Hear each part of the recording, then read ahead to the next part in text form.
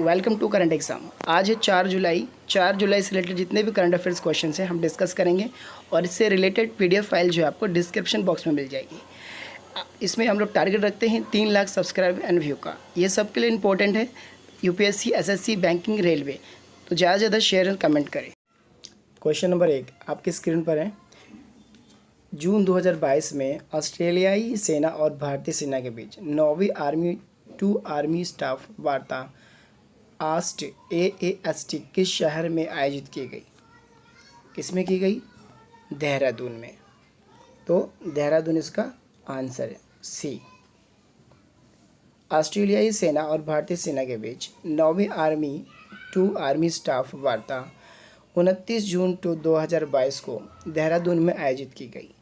भारतीय सेना अकादमी IMA देहरादून में वार्ता हुई और दोनों पक्षों ने रक्षा सहयोग को बढ़ावा देने वाली गतिविधियों के लिए रोड मैप की समीक्षा की। ऑस्ट्रेलियाई सेना का प्रतिनिधिमंडल 25 जून से 1 अगस्त 2022 तक भारत की यात्रा पर है। अच्छा, इसमें नाम आया देहरादून। तो देहरादून की कैपिटल राजधानी क्या है? देहरादून खुद उत्तराखंड की राजधानी है। देहरादून जो है उत्तराखंड की राजधानी है और उत्तराखंड के CM जो कौन है इसके अंदर? पुष्कर सिंह धामी। पुष्कर सिंह धामी इसके जो है CM है, मुख्यमंत्री। और उत्तराखंड के गवर्नर कौन है? श्री गुरमीत सिंह। ठीक है, तो देहरादून जो है उत्तराखंड की कैपिटल राजधानी है।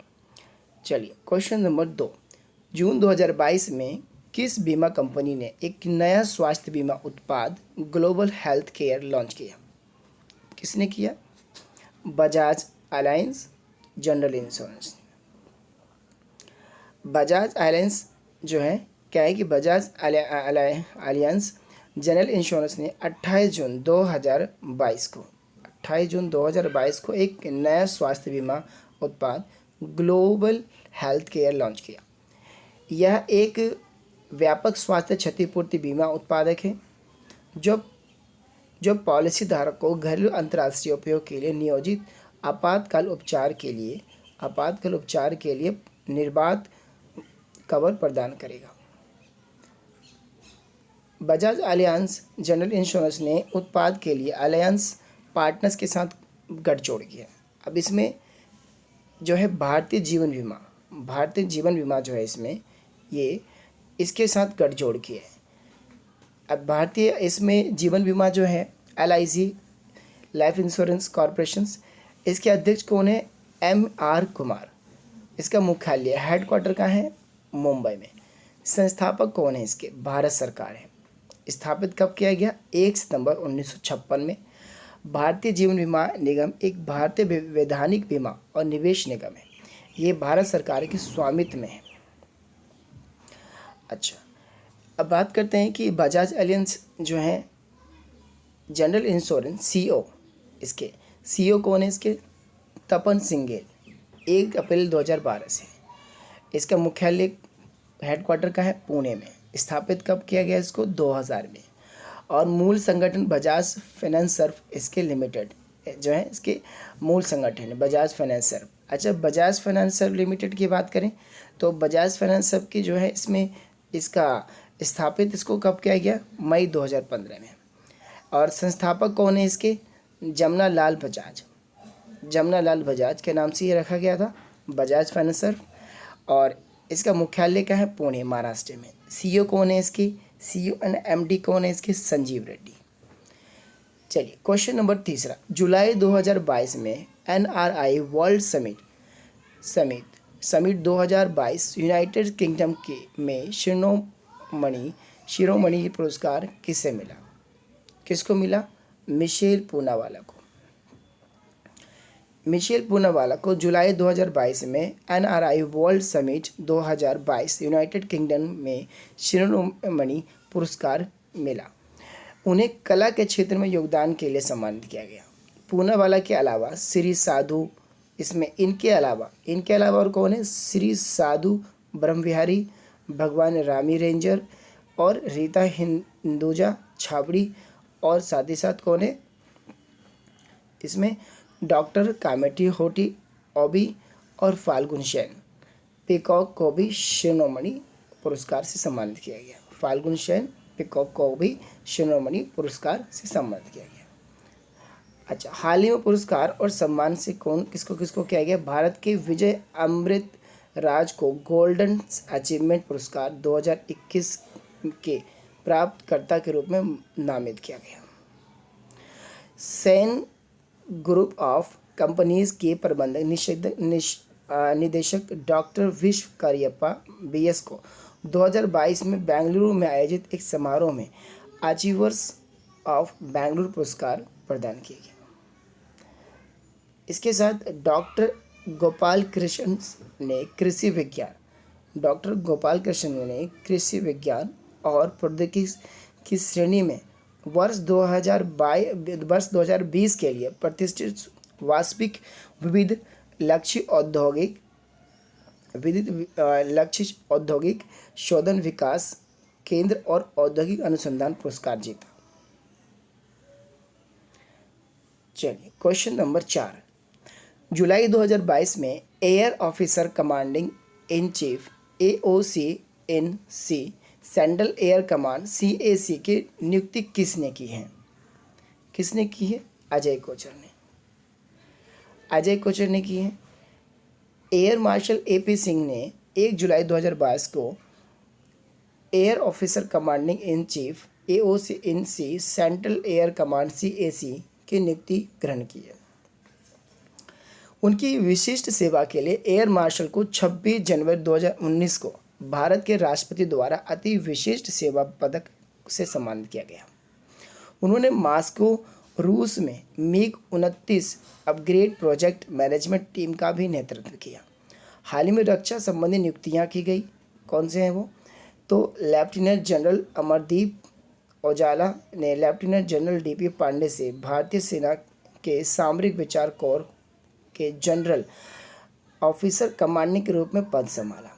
लेफ्टिनेंट जनरल S महल ने 1 अप्रैल को सेना प्रशिक्षण कमान ARTRAC शिमला का पद ग्रहण किया। Vice admiral Ajay Kochar AVSM NM ने air marshal Sanjeev Kapoor AVSM और VM से 1 अप्रैल 2022 को कमांडेंट राष्ट्रीय रक्षा अकादमी की नियुक्ति ग्रहण की। चलिए, क्वेश्चन नंबर 5। जुलाई 2022 में नाबार्ड के सहयोग से open network for digital commerce ONDC द्वारा आयोजित 3 दिवसीय ग्रेट हैकाथॉन का शुभारंभ किसने किया? पीयूष गोयल ने किया। 1 जुलाई 2022 को केंद्रीय मंत्री पीयूष गोयल द्वारा नाबार्ड के सहयोग से open network for digital commerce ONDC द्वारा आयोजित 3 दिवसीय ग्रेट हैकाथॉन का शुभारंभ किया गया। ग्रेट हैकाथॉन को 2 श्रेणियों में विभाजित किया गया है। एग्री ग्रांट चैलेंज और एग्री इनोवेशंस हैकाथॉन, जो कृषि क्षेत्र में ई-कॉमर्स को अपनाने में सहायक के लिए नवाचारों का प्रदर्शन करेगा। अच्छा, नाबार्ड की बात आई तो नाबार्ड क्या एक संस्था है जो एग्रीकल्चर से रिलेटेड ये क्या करती है? किसानों को लोन प्रोवाइड कराती है, फंड प्रोवाइड कराती है। अच्छा, हाल ही में किसके द्वारा एशिया प्रशांत स्थिरता सूचकांक 2021 जारी किया गया? किसने किया? नाइट फ्रैंक ने जो है किसके द्वारा किया गया? नाइट फ्रैंक के द्वारा किया गया। नाइट फ्रैंक के द्वारा हाल ही में एशिया प्रांत प्रशांत स्थिरता सूचकांक 2021 जारी किया गया है, जिसमें 4 भारतीय शहरों बेंगलुरु, हैदराबाद, दिल्ली और मुंबई को शीर्ष 20 स्थायी शहरों में स्थान दिया गया है। इस इंडेक्स में सिंगापुर सबसे ऊपर है, इसके बाद सिडनी है, वेलिंगटन है, पर्थ और मेलबर्न का स्थान है। Question number 7। निम्न में से किस राज्य सरकार ने राष्ट्रीय MSME पुरस्कार 2022 में प्रथम पुरस्कार जीता? तो ओडिशा सरकार ने सूक्ष्म लघु और मध्यम उद्यम MSME विभाग ओडिशा सरकार ने राष्ट्रीय MSME पुरस्कार 2022 में प्रथम पुरस्कार जीता, जबकि बिहार, हरियाणा दूसरे और तीसरे स्थान पर है। अच्छा, उड़ीसा की बात आई तो उड़ीसा को देख लेते हैं। उड़ीसा की कैपिटल क्या है इसके अंदर? भुवनेश्वर। इसके सीएम कौन है? नवीन पटनायक। गवर्नर कौन है इसके? गणेशी लाल। उड़ीसा की बात और अतिरिक्त बात कर लेते हैं कि उड़ीसा से जुड़ी बातें, तो उड़ीसा के सबलपुर के पास स्थित खेराकुंड बांध विश्व का सबसे लंबा मिट्टी का बांध है। और इसके कुछ पर्यटक स्थल की बात करें तो फेमस इसके जो प्रसिद्ध है वो पुरी, कोणार्क और भुवनेश्वर सबसे प्रमुख हैं, जिन्हें पूरी भारत का सुनहरा त्रिकोण जो है पुकारा जाता है। पुरी के जगन्नाथ मंदिर जिसकी रथ यात्रा विश्व में प्रसिद्ध है, और कोणार्क के सूर्य मंदिर जो है प्रसिद्ध है। इसमें नेशनल पार्क भी आते हैं उड़ीसा में। उड़ीसा की जो नेशनल पार्क है इसके अंदर में नेशनल पार्क है जिसको बोलते हैं राष्ट्रीय उद्यान, नेशनल पार्क। अब ये नेशनल पार्क इसके कौन कौन से हैं? तो इसके अंदर आता है एक चिलिका वन्य जीव अभयारण्य। चिल्का झील यहाँ पर है, एक चिल्का झील जो मीठे पानी के लिए प्रसिद्ध है।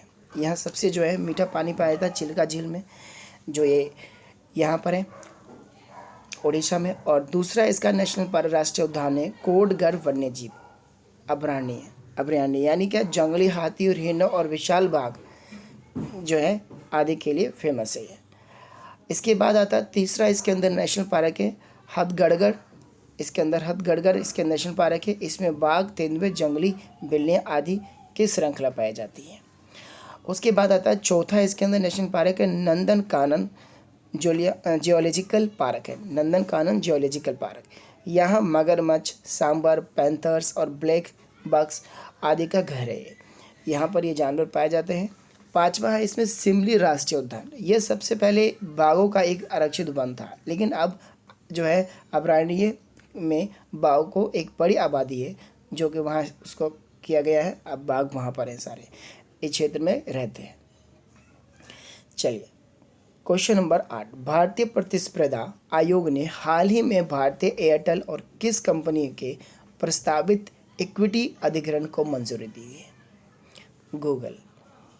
तो भारतीय स्पर्धा आयोग ने हाल ही में भारतीय एयरटेल और गूगल कंपनी के प्रस्तावित इक्विटी अधिग्रहण को मंजूरी दे दी है। गूगल कंपनी द्वारा भारतीय एयरटेल में 1.28% निवेश के लिए लगभग $1 बिलियन को भारतीय प्रतिस्पर्धा आयोग द्वारा मंजूरी दी गई है। क्वेश्चन नंबर 9 की बात करते हैं। निम्न में से किस देश में मैड्रिड में आयोजित नाटो मैड्रिड शिखर सम्मेलन 2022 हाल ही में समापन हुआ है? तो किस जगह पे? स्पेन में। स्पेन के मैड्रिड में आयोजित नाटो मैड्रिड शिखर सम्मेलन 2022 का हाल ही में समापन हुआ है। वर्ष 1957 में पेरिस में आयोजित पहली शिखर बैठक के बाद यह शिखर सम्मेलन का 32वां संस्करण था। इस सम्मेलन की अध्यक्षता नाटो के महासचिव जेंस स्टोल्टेनबर्ग ने की थी। अच्छा, अब चलते हैं इसमें 90 क्वेश्चन में स्पेन का नाम आया। तो स्पेन की कैपिटल क्या है इसके अंदर? मैद्रिद। स्पेन की कैपिटल क्या है? मैद्रिद। और इसके पीएम कौन है? पेड्रो सैंचेज इसके कौन है? प्राइम मिनिस्टर है, प्रधानमंत्री। यहाँ पर करेंसी कौन सी होती है स्पेन में? तो करेंसी की बात करें तो यूरो होती है। अच्छा, किस कॉन्टिनेंट में ये? तो यूरोप कॉन्टिनेंट में है। चलिए, अच्छा, स्पेन की राजधानी मैड्रिड में आयोजित नाटो शिखर सम्मेलन में महासचिव जेम्स स्टोल्टेनबर्ग ने कहा है कि 30 देशों का सैन्य गठबंधन द्वितीय विश्व युद्ध के बाद सबसे गंभीर सुरक्षा संकट की चुनौती का सामना कर रहा है। गठबंधन के नेताओं ने रूस के आक्रमण का सामना कर रहे हैं, यूक्रेन के लिए राजनीतिक और व्यावहारिक समर्थन बढ़ाने का वादा किया है। क्वेश्चन नंबर 10, इनमें से किस अंतरिक्ष एजेंसी ने कैपस्टोन अंतरिक्ष यान को चंद्रमा पर सफलतापूर्वक लॉन्च किया है? तो किसने किया है? नासा ने किया है। आंसर है इसका ए। अमेरिका की अंतरिक्ष एजेंसी नासा के शोधकर्ता ने न्यूजीलैंड से कैपस्टोन अंतरिक्ष यान को चंद्रमा पर सफलतापूर्वक लॉन्च किया है। इस मिशन में कैपस्टोन का नाम cislunar autonomous positioning systems technology operations and navigations experiment हैं। तो इस तरह से इसका पूरा नाम है। और नासा लॉन्च कैपस्टोन, नासा ने मंगलवार को कैपस्टोन अंतरिक्ष यान लॉन्च कर दिया है। ये स्पेस क्राफ्ट 6 महीने तक चांद का हालो आकार में चक्कर लगाएगा। इसमें नासा का नाम आया है, तो नासा क्या है इसके अंदर, national aeronautics and space administration इसका पूरा नाम है। इसका फॉर्मेशन कब हुआ था, 29 जुलाई 1958 में किया गया था। इसका हेडक्वार्टर कहाँ है नासा का, वाशिंगटन डीसी में। इसके एडमिनिस्ट्रेटर कौन है, प्रबंधक कौन है, चार्ल्स बेल्डन। अच्छा, नासा का मोटो क्या है, for the benefit of all. Question number 11, हाल ही में किस मंत्रालय ने विदेशी अंशदान नियमन अधिनियम में संशोधन किया है। किसने किया है, गृह मंत्री ने। गृह मंत्री कौन है, अमित शाह। गृह मंत्रालय द्वारा अधिसूचित नए नियमों के अनुसार किसी भी संगठन के लिए विदेशी अंशदान विनियमन अधिकार FCRA के तहत स्वयं को पंजीकृत कराने हेतु कम से कम 3 वर्ष के लिए अस्तित्व में होना आवश्यक है। साथ ही ये भी आवश्यक है कि उस संगठन ने समाज के लाभ के लिए गत 3 वर्ष के दौरान अपनी मुख्य गतिविधियों पर न्यूनतम यानी कम से कम 15 लाख रुपए खर्च किए हों समाज के लाभ के लिए। हालांकि असाधारण मामलों में केंद्र सरकार को किसी संगठन को इस शर्तों से छूट देने का अधिकार भी है। केंद्र सरकार को छूट देने का भी अधिकार है। अब इन शर्तों से क्या है इसमें कि विदेशी अंशदान विनियम अधिनियम FCRA के तहत पंजीकरण कराने वाले संगठन के पदाधिकारियों को विदेशी योगदान की राशि और जिस उद्देश्य हेतु वह राशि दी गई है उसके लिए दानकर्ता से एक विशिष्ट प्रतिबद्धता पत्र जमा कराना होगा। यदि भारतीय प्राप्तकर्ता संगठन और विदेशी दानकर्ता संगठन में कार्यरत लोग एक ही हैं तो भारतीय संस्थान को अंशदान प्राप्त करने के लिए पूर्व अनुमति केवल तभी दी जाएगी जब प्राप्तकर्ता संगठन का मुख्य अधिकारी दानकर्ता संगठन का हिस्सा नहीं हो। दूसरा, प्राप्तकर्ता संगठन के पदाधिकारी अथवा शासी निकाय के सदस्यों में से 75% लोग विदेश दाता संगठन के सदस्य या कर्मचारी नहीं हैं। यदि विदेशी दानकर्ता एकल व्यक्ति है तो यह आवश्यक है कि वह व्यक्ति प्राप्तकर्ता संगठन का पदाधिकारी ना हो। फिर प्राप्तकर्ता संगठन के पदाधिकारी अथवा शासी निकाय के सदस्यों में से 75% लोग विदेशी दानकर्ता के रिश्तेदार ना हो। फिर विदेशी अंशदान विनियमन अधिनियम FCRA के तहत पंजीकरण के लिए आवेदन शुल्क 3,000 रुपये से बढ़कर 5,000 रुपये कर दिया गया है।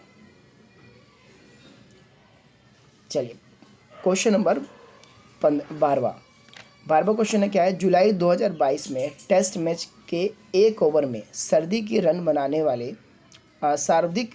वाले ये सबसे अधिक यानी कि सर्वाधिक है, सर्वाधिक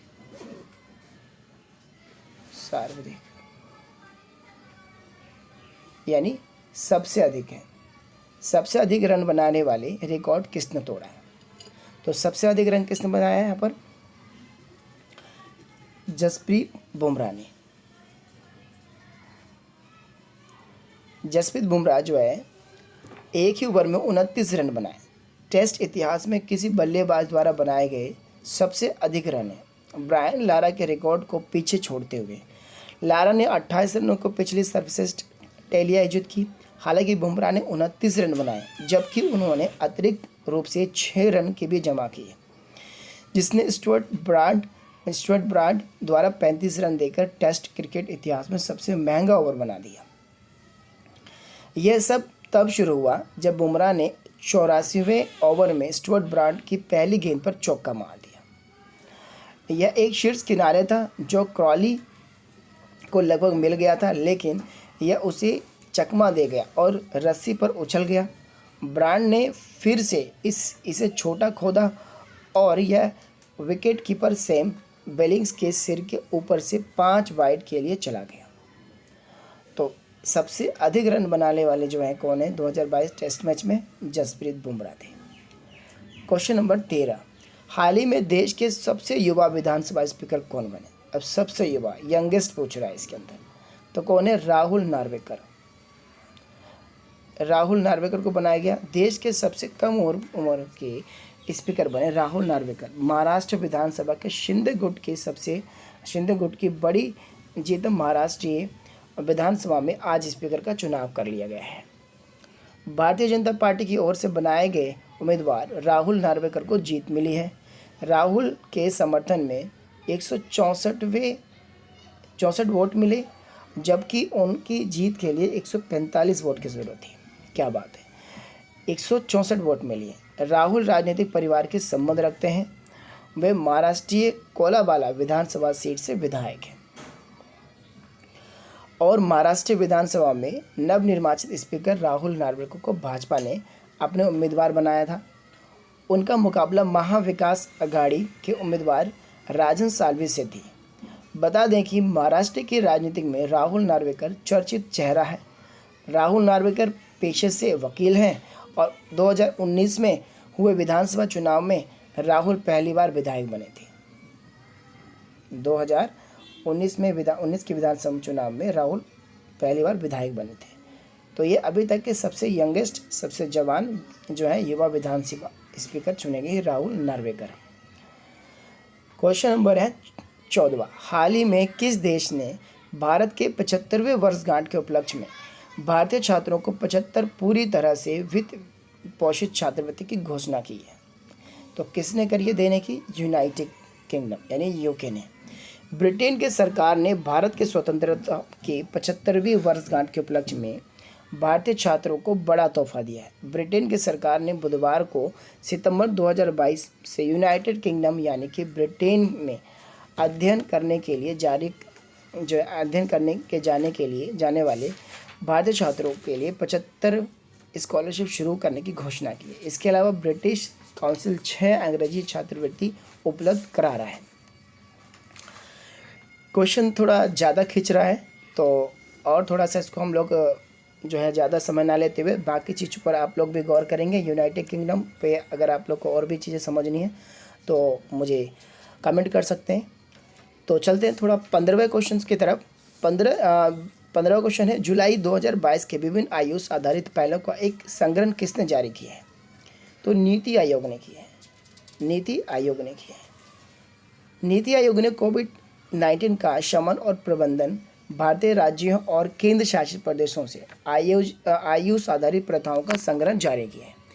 नीति आयोग ने राज्यों और केंद्र शासित प्रदेशों से आयुष आधारित प्रथाओं का एक संग्रह जारी किया है, जिसमें भारत में राज्य और केंद्र शासित प्रदेशों द्वारा कोविड-19 के प्रकोपों को नियंत्रण करने और प्रबंधन करने के लिए अपनाई गई है। विभिन्न आयुष आधारित पहलों और प्रथाओं के बारे में जानकारी दी गई है। इस संग्रह का विमोचन श्री सुमन बेरी, उपाध्यक्ष जो है नीति आयोग, और डॉक्टर मुंजपारा महेंद्र भाई कालू भाई, आयुष और महिला एवं बाल विकास राज्य मंत्री द्वारा किया गया है। इस कार्यक्रम में नीति आयोग के सदस्य स्वास्थ्य डॉक्टर वीके पाल और नीति आयोग और आयुष मंत्रालय के अधिकारी भी उपस्थित थे। चल, इससे कुछ अब अगली इसके अंदर कुछ जानकारियां हैं जो मैं बताने जा रहा हूँ। इसमें ब्रांड एम्बेसडर से रिलेटेड है कि किसको किस चीज़ के लिए ब्रांड एम्बेसडर बनाया गया है, नियुक्त किया गया है। देखते हैं। डिश टीवी के ब्रांड एम्बेसडर कौन है? ऋषभ पंत है। ऋषभ पंत इसके जो है और जो है डिश टीवी के ब्रांड एम्बेसडर हैं। एडिडास के ब्रांड एम्बेसडर कौन है? मनिका बत्रा, टेबल टेनिस से खिलाड़ी हैं ये, टेबल टेनिस की। और A23 गेमिंग प्लेटफॉर्म के ब्रांड एम्बेसडर कौन है? शाहरुख खान। बिहार खादी के ब्रांड एम्बेसडर कौन है? मनोज तिवारी। और कृषि नेटवर्क ऐप ब्रांड एम्बेसडर कौन है? पंकज त्रिपाठी। उत्तराखंड के नए ब्रांड एम्बेसडर कौन है? अक्षय कुमार। बाटा इंडिया के ब्रांड एम्बेसडर कौन है? दिशा पटानी। गुड डॉट के ब्रांड एम्बेसडर कौन है? नीरज चोपड़ा। रिन्यू बाय के ब्रांड एम्बेसडर कौन है? राजकुमार राव। बैंक ऑफ बड़ौदा का brand ambassador endorser Shafali Verma. EaseMyTrip के ब्रांड एम्बेसडर अभिनेता विजय राज और वरुण शर्मा। यूनिक्स के ब्रांड एम्बेसडर कौन बने हैं? जसप्रीत बुमराह। किनारा कैपिटल के ब्रांड एम्बेसडर कौन बने हैं? रविंद्र डडेजा। तो इसके किनारा कैपिटल के ब्रांड एम्बेसडर बने हैं रविंद्र जडेजा। और बात करते हैं आगे कि गोवी के ब्रांड एम्बेसडर कौन है? स्मृति मंधाना। प्लेटो के ब्रांड एम्बेसडर हैं राहुल द्रविड़। अक्षय कुमार का तो बता दिया वैसे ही मैंने, इसमें फिर भी दिया हुआ है। तो कजारिया सीमेंट, पॉलिसी बाजार, सड़क सुरक्षा जागरूकता अभियान है। अमिताभ बच्चन ने भी किया है। तो अमिताभ बच्चन के ब्रांड एम्बेसडर कौन है? क्या किया है इन्होंने, किस चीज़ के ब्रांड एम्बेसडरिंग किया है इन्होंने? गुजरात पर्यटन प्लस पॉलिसी, और फिर है उसके बाद अभियान कल्याण ज्वेलर्स, हेपेटाइटिस बी उन्मूलन कार्यक्रम भी किया है। तो डीडी किसान चैनल, मैडी बडी। उसके बाद है विराट कोहली किस चीज़ के हैं? Fire bolt, digit insurance, PNB bank, American Tourister, Philips, Mahindra, MRF. Mahendra Singh Dhoni किसके हैं? Homeland, dream 11, cars 24, red bus और नेटबॉन्ड, नेटमेंट्स, ऑनलाइन फार्मेसी, इंडिगो पेंट, ये इसके ब्रांड एम्बेसडर हैं। रोहित शर्मा ने किस किसका क्या है? ओकली इंडिया, ला लीगा, निसान, ये सारे ब्रांड एम्बेसडर हैं। अच्छा, आखिरी है इसके क्वेश्चंस आप लोग के लिए जो आप कमेंट बॉक्स में दोगे। इसका आंसर, यार लिपिड कहाँ के प्रधानमंत्री बने? अभी ये पिछले कल वाले में बताया गया था, मैंने इसमें बताया था, पूछा था आप लोगों से। तो ये आप इसका आंसर जो है कमेंट बॉक्स में देंगे। और इससे रिलेटेड कोई भी अगर जानकारी इसमें कुछ कम लगे तो आप मुझे व्हाट्सएप कमेंट बॉक्स में ज़रूर दें। और इसकी PDF फाइल आपको डिस्क्रिप्शन बॉक्स में मिल जाएगी।